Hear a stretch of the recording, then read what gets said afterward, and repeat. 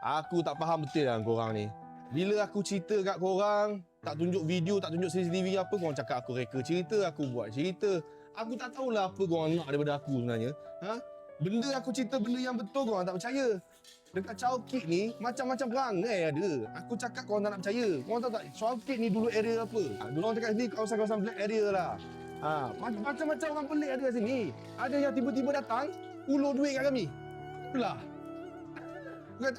Ada pula yang datang sini, tengah mabuk. Mabuk, pakai smart, handphone ada, duduk, makan. Lepas habis makan, cakap tak ada duit nak bayar. Macam mana nak buat tu? Aku cakap korang tak nak percaya. Aku bagi chef aku cerita lah pengalaman dia kerja kat sini. Okey, cuba cerita sikit pengalaman paling pelik yang kamu pernah jumpa customer kita kat sini. Pakai smart-smart, 2 orang lah. Dia makan mabuk, pergi makan, kita serve elok-elok. Dia pun jawab kasar, bagi makan. Tiba-tiba dia sudah makan begitu, kacau customer. Sekali dia keluar, dia tak nak bayar. Bayar dulu. Lepas tu dia tak nak bayar. Saya bilang saya nak bayar. Kau dah makan, dah kacau customer. Aduh, kecoh lah. Betul? Bikin bingung lah. Jadi, Tak bayar juga lah? Tak bayar lah. Tak bayar. Berapa bil yang tu? Berapa bil? Bil yang tu? RM30 juga. Aku tengok dengan air je. Malah. Macam tu lah. Tak apalah. Tapi duit juga tu. Duit juga tu, nampak? Dia kalau dia datang elok, saya tak ada duit nak makan, boleh bagi, kita bagi. Betul. Tapi ni dah lah kacau customer, mabuk lagi tak nak bayar. Aduh. Apa tak aku bukan nak buat marketing ke nak promote ke apa. Aku cerita benda yang betul. Apa yang aku bagi tahu tu sebab benda tu aku alami.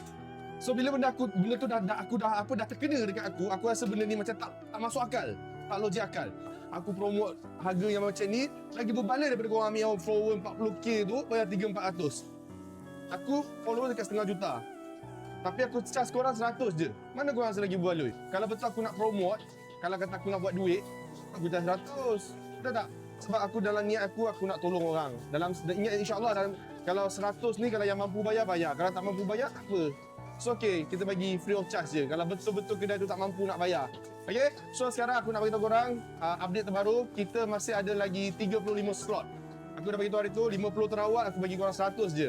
So ada lagi 35 slot sahaja. Siapa cepat dia dapat. Alright, so siapa-siapa nak cakap aku promote ke apa ke, lantak korang. Aku bercerita kat korang apa yang kami pernah alami dekat sini. Nak percaya atau tak, terpulang. Alright, so mana-mana yang masih berminat untuk saya cuba review kedai korang, cuba bantu korang, korang boleh DM saya ataupun wasabi saya. Alright, itu saya. Assalamualaikum. Bye. Waalaikumsalam.